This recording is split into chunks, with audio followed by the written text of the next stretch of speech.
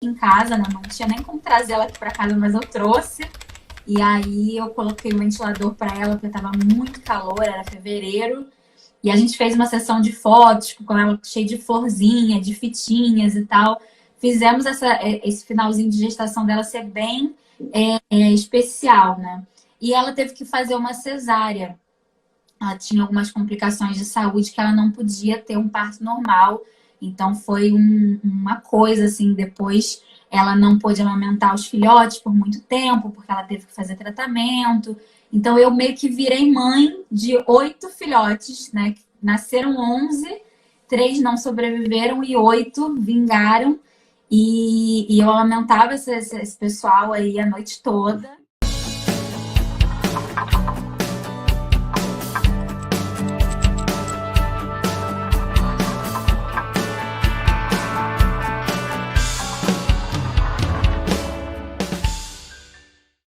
Opa, boa noite, Isa, tudo Olá, bom?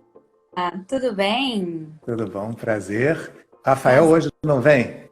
Rafael está atrás das câmeras, como sempre. Tudo bem, Rafael? Bem, é um prazer estar aqui com você, porque eu estava pensando aqui, parado aqui um minuto. Acho assim, quando você conhece uma pessoa que gosta muito de animal, eu acho que você tem uma associação de assim, pô, essa pessoa deve ser gente boa. Agora, se é uma pessoa que tem 24 gatos, 3 cachorros, tem que ser muito gente boa, né? Ou é maluca, né? Você pode escolher o que É, que você. Um dos dois, né? beira a loucura ali. É. Não, eu tenho muita curiosidade aqui, tem muita coisa para perguntar, mas acho que a gente pode começar do começo, né? Perguntar assim, o que que é o Isa Gateira e como começou o Isa Gateira. Sim, bom, eu sou a Isa, né? Virei a Isa Gateira. Mas antes de ser a Isa Gateira, eu tinha uma página no Facebook que chamava. Desculpa, foi uma Não tem problema. ligação aqui. É, e aí eu criei essa página quando eu comecei a fazer trabalho de resgate e proteção animal. E comecei a resgatar alguns gatos por conta própria. E aí criei essa página para conseguir divulgar esses animais. E foram quantos anos dessa página? Uns 7 anos com essa página. É, fazendo esse trabalho de resgate e adoção, né? Foram muitas adoções, até o ponto em que eu parei de fazer essas adoções, eu não conseguia mais as adoções, e foi assim que eu terminei com 24 gatos, né? Acabei ficando com os gatos que estavam para adoção, e depois de 2 anos tentando adoção para eles, a gente resolveu que ia ficar com eles. E aí veio a demanda de mudar o foco do conteúdo nosso, né? Porque o nosso conteúdo era a divulgação dos gatinhos para adoção. Só que ao longo desses anos eu aprendi muita coisa, eu mudei de carreira profissional, eu estudava psicologia e fui para a área de medicina veterinária. Me aprofundei muito na área de comportamento felino e comecei a ter bastante conteúdo, bastante dica para dar para as pessoas.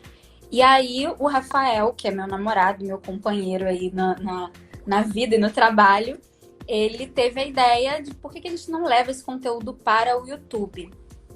E de primeiro eu fiquei meio assim, né? Porque era eu que ia ter que falar, né? Eu que ia ter que botar minha cara ali, a tapa. E antes, lá no Facebook, eu nunca apareci, eu só escrevia. E o máximo que aparecia era a minha voz e a minha mão. Então as pessoas não sabiam quem eu era. E aí eu tomei coragem, a gente começou a estudar muito sobre a plataforma do YouTube, né? Como fazer uma coisa direitinha. E aí abrimos o canal em 2016, né? Julho de 2016.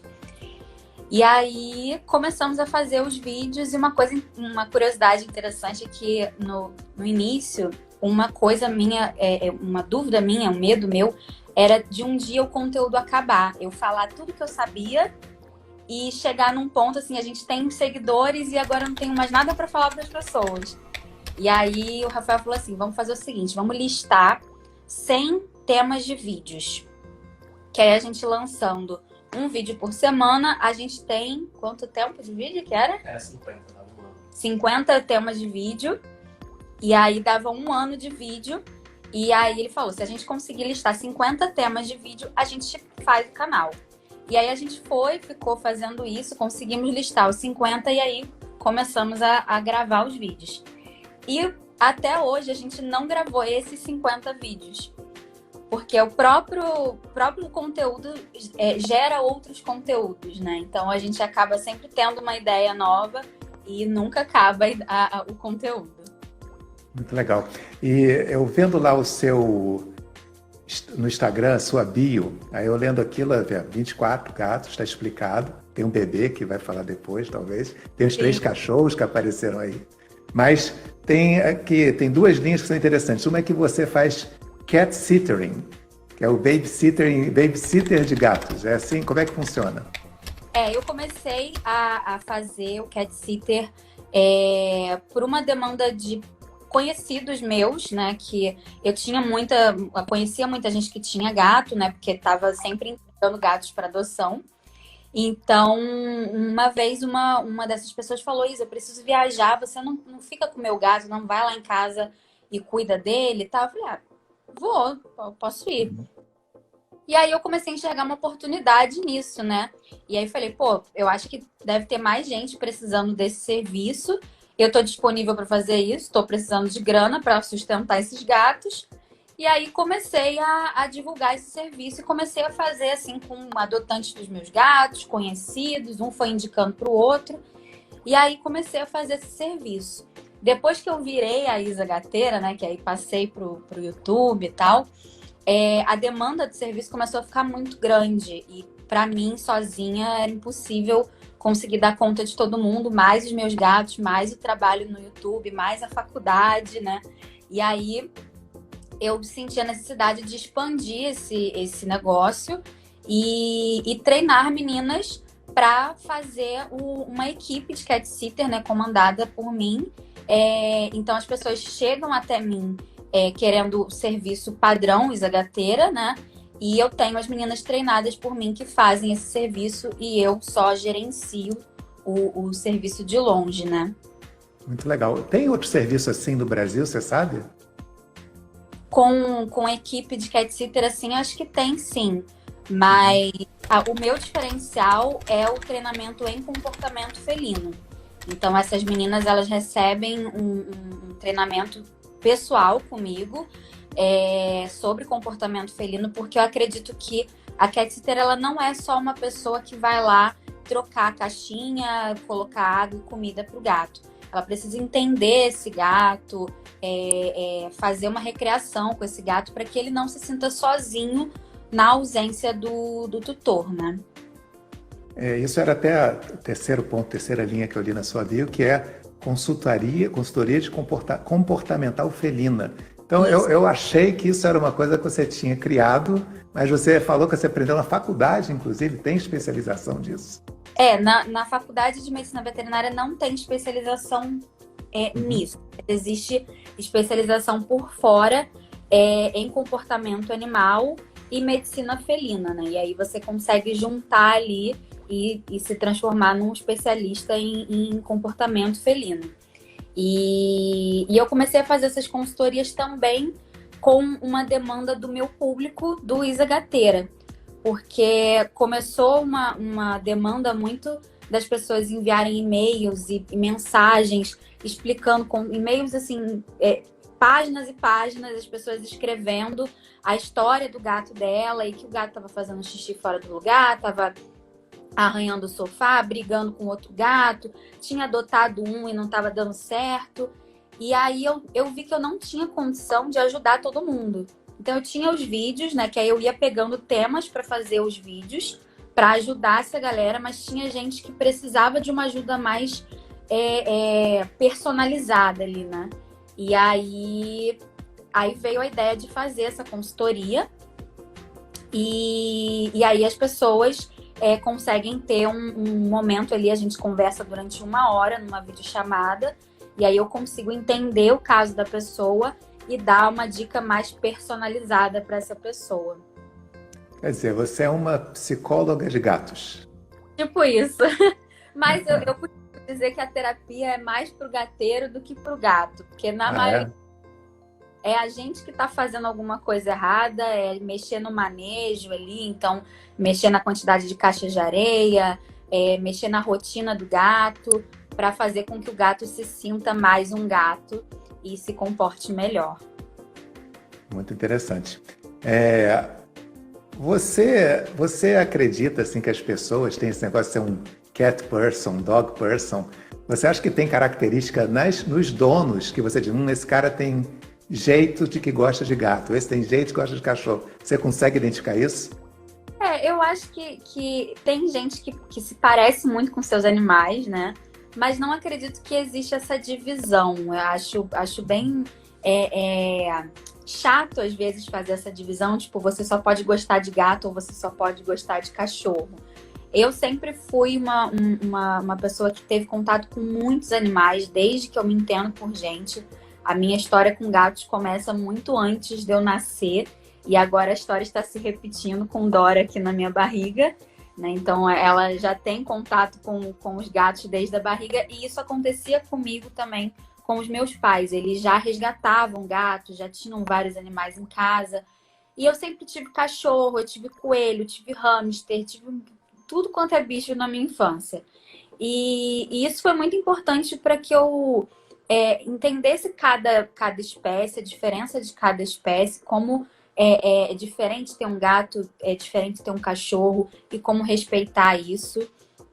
E eu acho isso incrível, assim, das pessoas conseguirem diferenciar, né, entender que são espécies diferentes, mas que cada um tem o seu lado bom e o seu lado ruim, né? Uhum, com certeza. Eu tenho mais perguntas sobre isso, mas vamos uma outra área, depois a gente volta aqui. Você se vê hoje como uma influenciadora nesse segmento de pets? Porque você né? Acabo sendo. Eu descobri esse poder, né, de influenciar pessoas pela própria resposta do público, né? Quando você recebe uma mensagem que uma pessoa fez uma coisa porque me viu falando sobre isso ou me viu fazendo isso, e aí vai caindo aquela ficha de que, nossa, as pessoas realmente estão me assistindo e estão levando a sério o que eu falo. Então, uma primeira vez que isso aconteceu com a gente foi logo no início do canal. Eu recebi uma mensagem de uma veterinária que estava num grupo de veterinários, né? E eu estava lá no meio. E essa veterinária atende no interior de Minas. E ela recebeu uma senhorinha querendo fazer um teste de FIV-FeLV no gatinho dela. Que é um teste que está sendo disseminado, né, ainda, né? As pessoas ainda... Tem muita gente que não conhece sobre esse teste e é um teste muito importante que todos os gatos façam. Então, em 2016, quando isso aconteceu, ele era menos conhecido ainda. E aí a veterinária achou estranho uma senhorinha lá no interior. Como é que você ficou sabendo desse teste? E aí ela falou, eu vi no YouTube uma menina, a Isa Gateira, falando que o gato tem que fazer esse teste, aí eu vim trazer o meu gato para fazer. E aí ela se ligou, né, que era eu, e aí me mandou mensagem falando isso.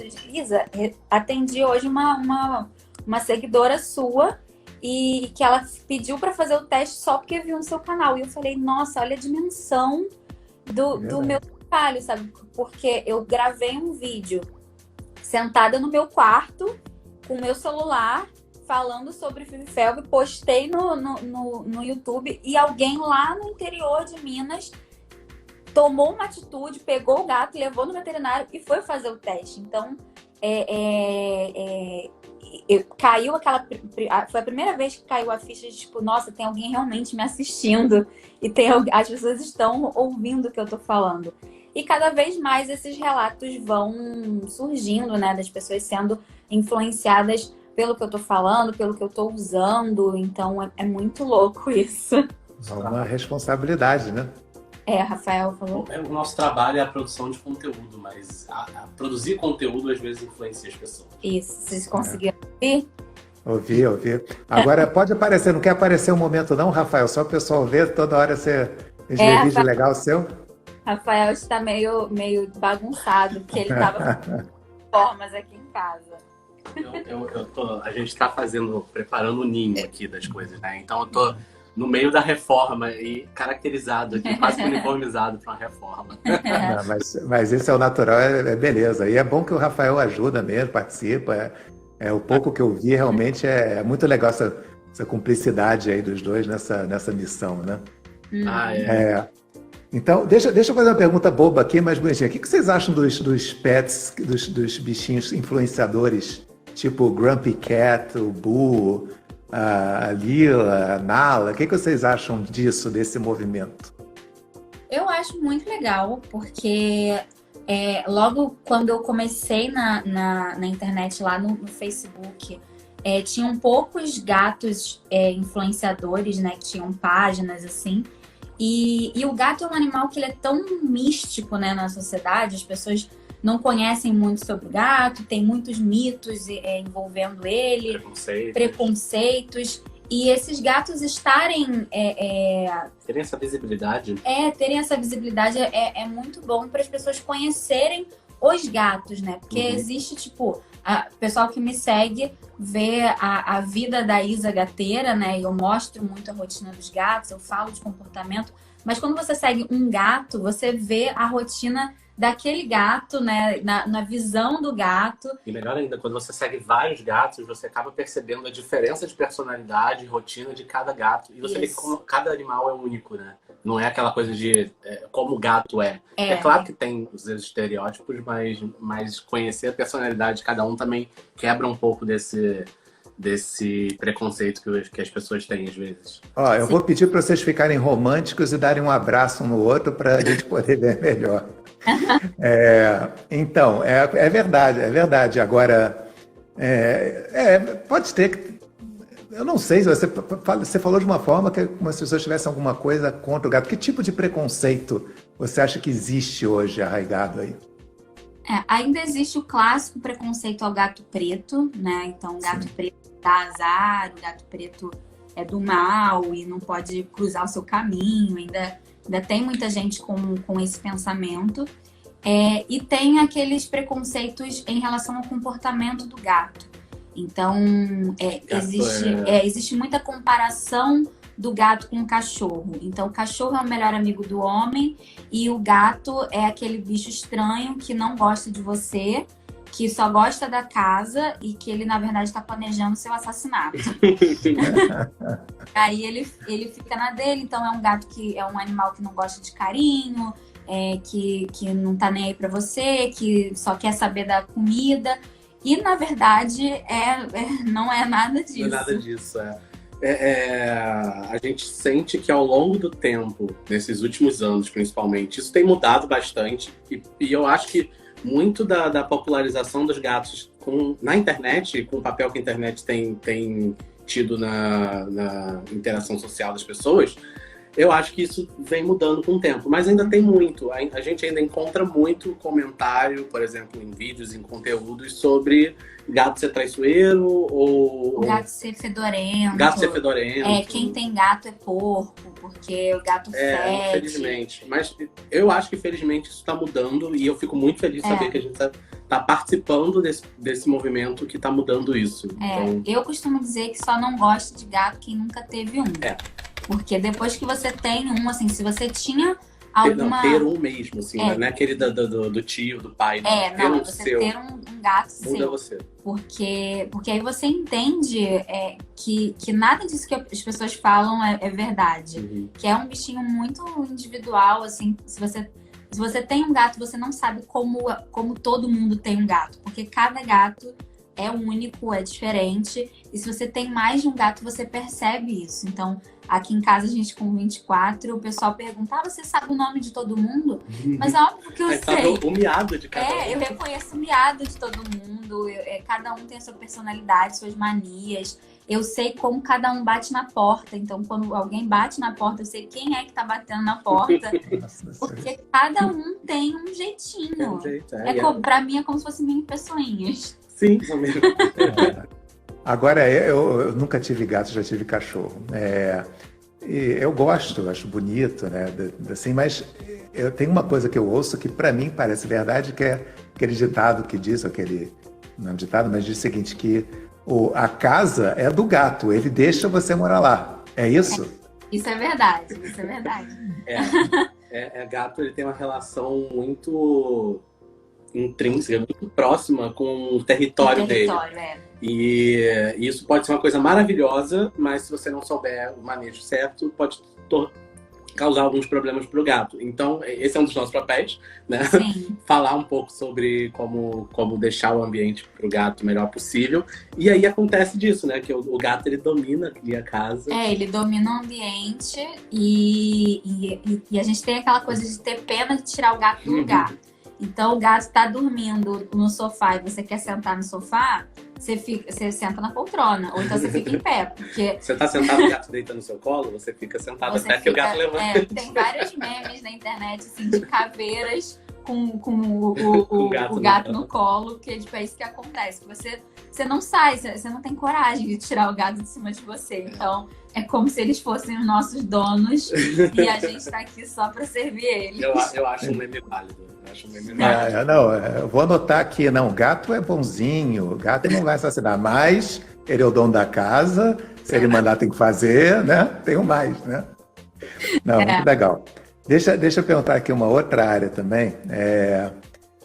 Isso aqui, assim, vocês começaram fazendo isso como assim, uma extensão de uma coisa, uma ajuda que vocês queriam dar, né, aos gatos, etc. E de repente começou a crescer e está virando um negócio, né? Já virou um negócio. Sim. O cat sitting é um negócio. Como é que vocês hoje ganham dinheiro com o negócio de vocês? Então, o cat sitting é um. O que mais? A gente... Fala você entende melhor essa parte. Eu geralmente fico responsável pela parte das finanças. Mas começou... Eu falo para eles, o nosso trabalho é a produção de conteúdo. Mas a partir da produção de conteúdo surge uma série de demandas que a gente foi descobrindo e entendendo com o tempo. O cat sitting foi a consultoria comportamental também é outra.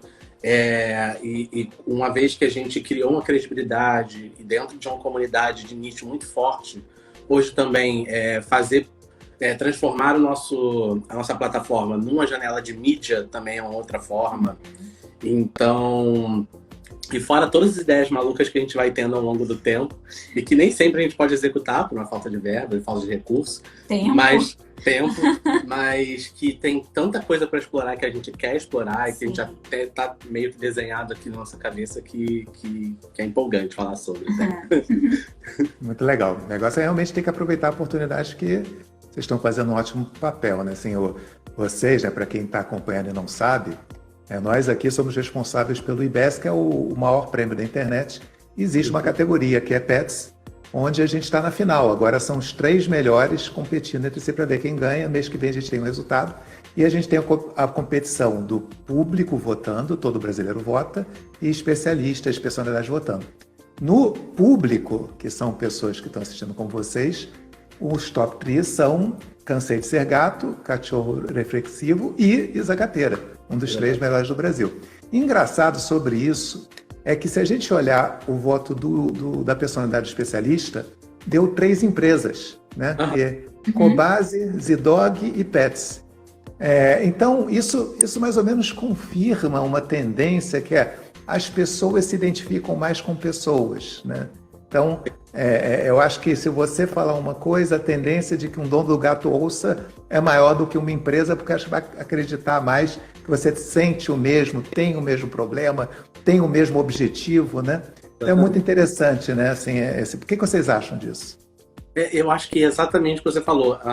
Com o público rola a conexão.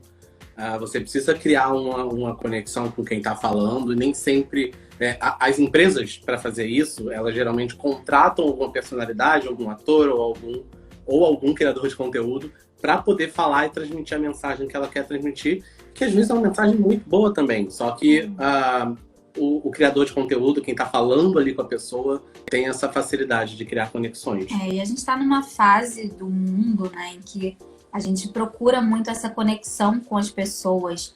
Então, a gente segue pessoas que a gente se identifica, que acreditam nas mesmas coisas que a gente, que falam a nossa língua. Então, acho que isso também tem a ver, né? Tem tudo a ver. A linguagem, às vezes, de uma marca com o público é um pouco mais formal e tal. E quando uma pessoa está fazendo um conteúdo ali sozinha, ela acaba sendo um pouco mais real, né? Mais próxima do público. Sim. É interessante que o IBEST, a história, ele começou há muito tempo atrás, mais de 20 anos atrás, né? A gente lançou o prêmio e era muito corporativo, né? Especialmente corporativo. E agora, a primeira edição que a gente está fazendo, ela é muito mais personalidades, muito mais influenciadores. E aí, essa série, isso que vocês estão fazendo aqui agora, também explicar para o público, não é uma live só. Isso vai virar uma série, uma websérie, que o título desse episódio é Isa Gateira, influenciando a história. Esse é o título bonito, né? Forte, né? E isso a gente vai botar no ar semana que vem, mais ou menos. Aí quem está assistindo, por favor, depois veja as outras histórias. Mas o ponto é muito interessante saber quem está por trás, por quê, né? Qual é o próximo passo, né? Que as pessoas se identificam com isso, né? Então, continuando aqui, vamos perguntar agora sobre a equipe de vocês. Eu tô achando que eu tô vendo a equipe aqui. Tem mais alguém ou como é que funciona?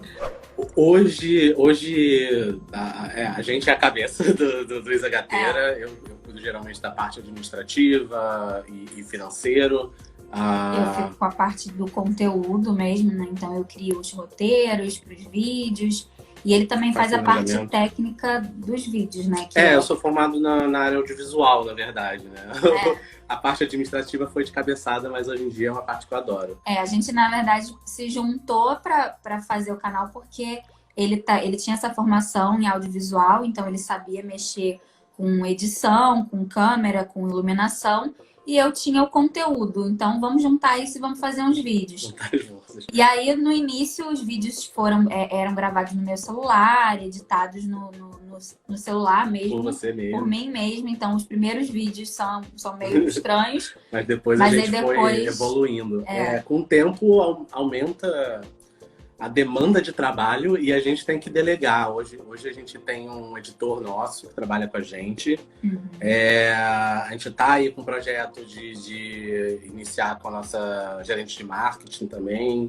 E tem a Babi que está gerenciando agora com você a equipe de Cat Sitter. Como eu vou entrar de licença maternidade agora, eu passei Tô passando, né, a administração do Cat Sitter para uma das meninas da minha equipe, para ela ficar com isso enquanto eu saio para ter neném, né? Então, a gente percebe esse movimento, a necessidade de delegar. Às vezes, quando você tá fazendo tudo sozinho, assim, começou eu e Isa dando com a cara nas portas e é um pouco mais lento, mas eu sinto a necessidade sempre de delegar e é sempre melhor. E a gente eu lembro que a gente chegou num ponto em que tinha muito trabalho e a gente não estava dando conta de fazer tudo. E aí foi quando a gente sentou e falou, não, a gente precisa de ajuda, a gente precisa começar a ter outras pessoas trabalhando com a gente para conseguir entregar o conteúdo e o serviço com qualidade. E aí foi quando a gente começou a procurar essas pessoas para ajudar. E a tendência e a gente sempre procura pessoas que são gateiras, né, que acreditam ali, que entendem o nosso trabalho, né? É fundamental. Muito legal. Eu fiz uma pesquisinha, né, para você, assim, eu li uma história que eu achei tão bonitinha lá da salsicha. Conta pra gente, é tão bonitinha. Essa história foi muito engraçada, porque viralizou de uma forma e foi uma publicação, assim, tão despretensiosa minha. E aí, de repente, quando eu vi no dia seguinte, eu tava saindo num site e eu fiquei, meu Deus, o que tá acontecendo? Mas a história de salsicha, ela tá com a gente já tem um pouco mais de um ano, né? Sim. A gente encontrou ela na rua, a gente tava indo para um sextou, né? Entrando num barzinho perto de casa, e aí na porta do barzinho tava a cachorra lá estirada no chão, barriguda, e ela claramente estava com dor, passando mal. E aí eu não consegui ignorar aquela situação. Eu falei, não vai dar. E aí Rafael foi em casa pegar o carro, que a gente estava sem carro, né? Porque a gente ia beber. E aí ele foi em casa, pegou o carro E aí eu tirei meu cinto pra conseguir, tipo, pegar ela, assim, fiz de coleira pra conseguir levar ela pro carro. E ela não queria entrar no carro, porque ela tava com medo. E aí tinha uma carrocinha de cachorro-quente perto da gente. E elas deram uma salsicha e jogaram a salsicha, assim, dentro do carro. E aí ela foi atrás. E daí veio o nome dela, Salsicha. E aí levei pro veterinário. Ela tava... A gente não sabia se ela tava grávida ou se os bebês já estavam mortos. Ela tava num processo ali de aborto. E ficou internada naquela noite. E no dia seguinte descobrimos que tinha filhote pra caramba, super vivo dentro daquela barriga. E aí ela melhorou. E ela passou a última semana da gestação dela com a gente, já que ela estava bem no finalzinho da gestação. Então ela ficou aqui em casa, né? Eu não tinha nem como trazer ela aqui para casa, mas eu trouxe. E aí eu coloquei o ventilador para ela, porque estava muito calor, era fevereiro. E a gente fez uma sessão de fotos com ela cheia de florzinha, de fitinhas e tal. Fizemos esse finalzinho de gestação dela ser bem especial, né? E ela teve que fazer uma cesárea. Ela tinha algumas complicações de saúde que ela não podia ter um parto normal. Então foi uma coisa assim. Depois ela não pôde amamentar os filhotes por muito tempo, porque ela teve que fazer tratamento. Então eu meio que virei mãe de 8 filhotes, né? Nasceram 11, 3 não sobreviveram e 8 vingaram. E eu amamentava esse pessoal aí a noite toda e cuidando dela. E foi assim, uma loucura. Não recomendo. Olhando pra trás é maravilhoso, mas na época foi muito difícil. Na época foi muito difícil. E porque eu não dormia, eu ficava atrás dos cachorros o tempo inteiro. E não é o meu forte, né? Eu nunca cuidei de tantos cachorros assim ao mesmo tempo. Então eu fiquei perdidaça do que eu tava fazendo. Mas no final deu certo, a gente conseguiu adoção para todos os filhotes. E a Salsicha acabou ficando com a gente. A gente ainda tentou adoção para ela um tempo, mas não conseguimos. E aí ela se deu muito bem com as minhas outras cachorras. E aí a gente resolveu ficar com ela. E aí agora, com a minha gestação, eu percebi que das minhas cachorras, ela foi a única que percebeu essa gestação. Então ela mudou o comportamento comigo. Ela é uma cachorra muito grande, muito bruta. E ela começou a ficar mais calma comigo. Ela vem devagarzinho, ela cheira, às vezes ela lambe a barriga. E é como se ela entendesse mesmo que eu agora estou passando pelo que ela já passou. Então eu fiz aquele texto descrevendo o comportamento dela. Eu tava ali fora fazendo coisas de reforma e tal. A Isa falou assim, tira uma foto aqui. Com a salsicha. Eu, tá. Aí eu só apontei o celular, tirei 2 fotos assim, toma. E aí eu fiz o texto sem nem pensar muito no texto, só escrevi, postei. E mesmo para compartilhar essa visão, esse comportamento da cachorra comigo, né? Porque você fala muito dos gatos. Eu falo muito dos gatos, exatamente, porque gatos e grávidas é uma polêmica. E aí mas eu tenho cachorros também, eu quero também compartilhar como que tá sendo essa vivência com as cachorras. E aí fez um sucesso, assim, saiu do nosso controle. Sim. E Salsicha está aí. Hoje ela tava lá abraçada com a minha barriga, que eu fui lá fora estender roupinha de bebê. E ela tava lá abraçada com a minha barriga. Porque é fofa mesmo a foto, né? Ela olhando assim, né? E na foto olhando no meu olho, né? Muito, muito fofo. Essas histórias são ótimas, né? Assim, tem alguma outra história assim boa para contar? Tem várias, né? Escolhe uma boa aí pra gente. Vai, escolhe você. História de algum gato nosso. Pri? Pri é uma boa história. Pri é uma boa história. A Pri faz sucesso no canal, que é uma das nossas gatas. A gente não sabe a idade dela, mas ela tá com a gente há 5... Não é essa caneca. 5 anos?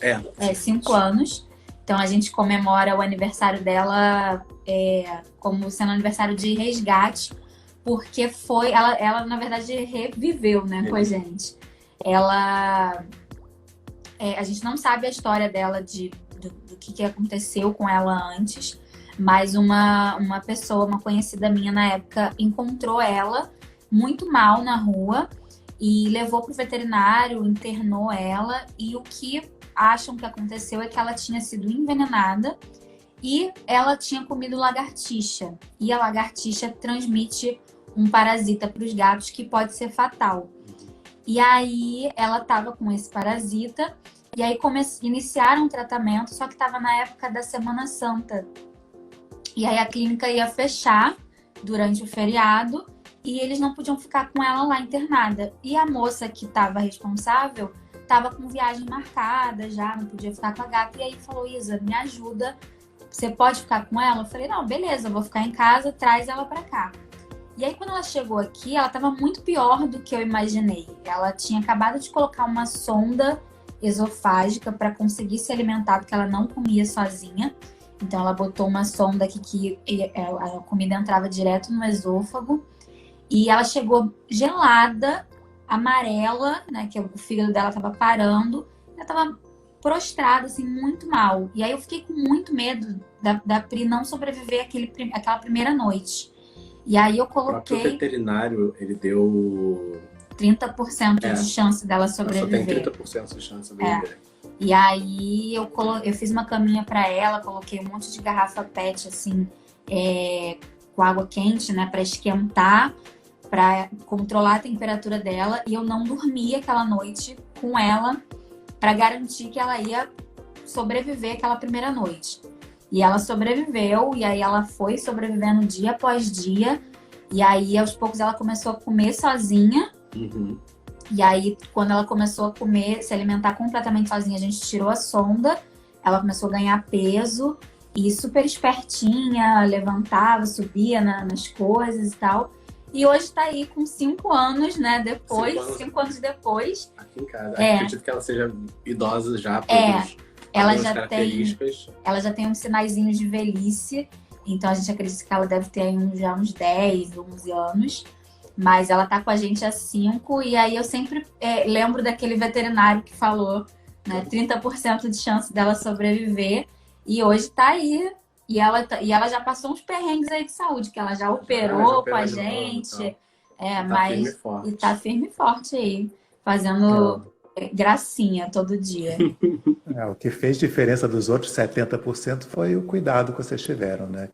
Eu acredito que quando o animal tá doente, assim, ter alguém ali se dedicando, não só dando o cuidado físico ali, né? O cuidado remédio e tal, mas estar ali com o animal, né? Ter essa presença emocional ali. Eu sempre fui uma pessoa que quando resgato um animal, eu me dou emocionalmente para esse gato. Então, para mim, enquanto esse gato tá comigo, é como se ele fosse meu filho. Uhum. E por isso as adoções sempre são muito emocionantes, porque eu sempre me apego muito aos animais. Mas eu acho que isso foi fundamental, assim, para várias histórias nossas de que a gente pegou animais muito doentes e que sobreviveram por causa desse cuidado, né? A grande maioria das histórias de adoções são animais que vinham em estado bem debilitado. Sim.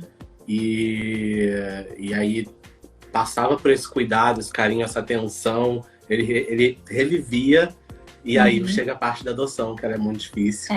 Mas que ela precisa acontecer para esse gato ter um lar só dele, ter um ser humano cuidando e dando a atenção que ele merece. E sempre foi muito especial poder fazer todas essas adoções. De vez em quando ela acontece, não por querer, mas a gente topa com algum caso que a gente acaba cuidando do caso. Uhum. E é sempre muito especial. Nesses últimos anos a gente acabou, né, resgatando alguns. E aí tem tudo documentado lá no canal, né? O bom é que depois que a gente fez o canal, a gente documenta todas as adoções e resgates. Então tem todas as histórias lá de resgate, com vlogs, né, do dia a dia desses animais resgatados. Quando abandonaram os bruxinhos aqui em casa, foram 3 gatos com sarna que abandonaram aqui na porta da minha casa. E foi assim um tratamento longo e eles estavam muito debilitados.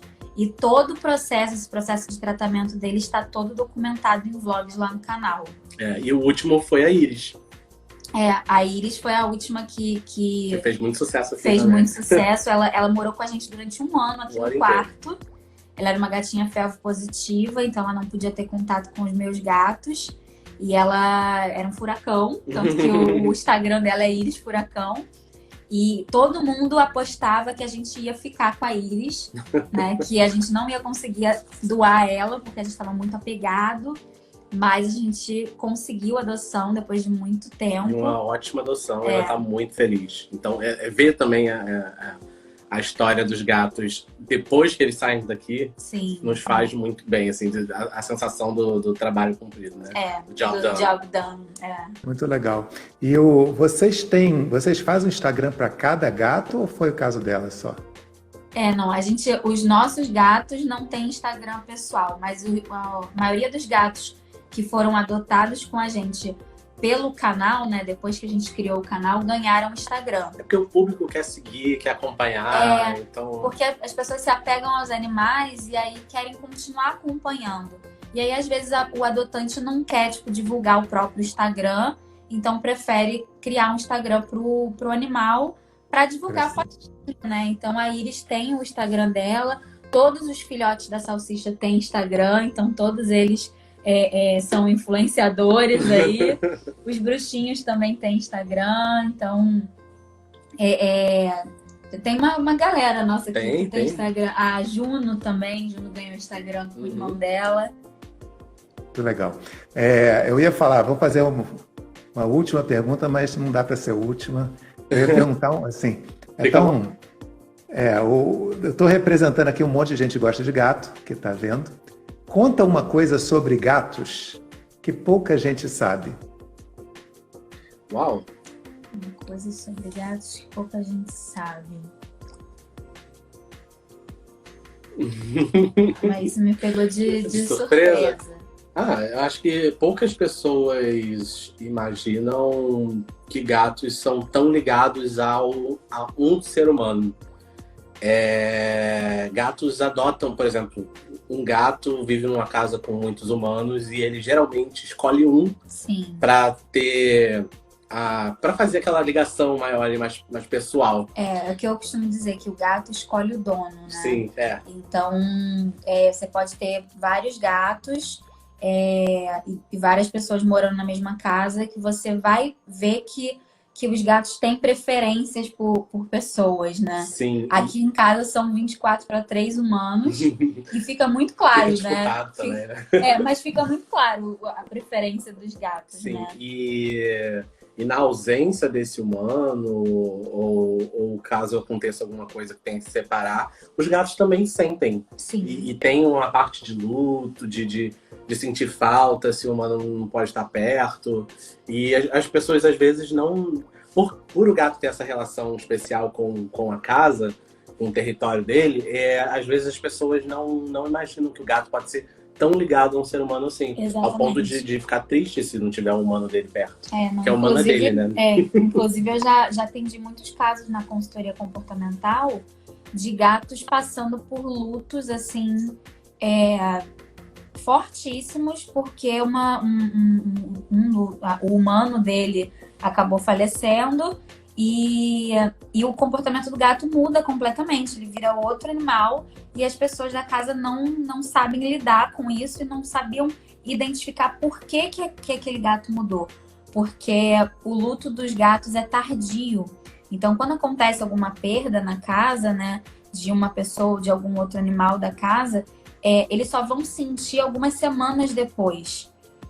Então, às vezes, a gente não entende, não percebe que é por causa disso. E aí, já puxo um gancho também, por isso que é muito importante você escolher um bom profissional de cat sitter para que ele saiba lidar com um gato que pode estar sofrendo com a sua ausência naquele momento. Sim. Então, precisa ser pessoas que entendam de gato, entendam o comportamento dele, saibam como fazer um manejo adequado para que ele passe por esse período da melhor forma possível. Ainda mais em viagens mais longas. Ainda mais, né? Exatamente, Bem, qualquer um que precisa de um cat sitter já sabe que é só ir lá no Luiza Gateira.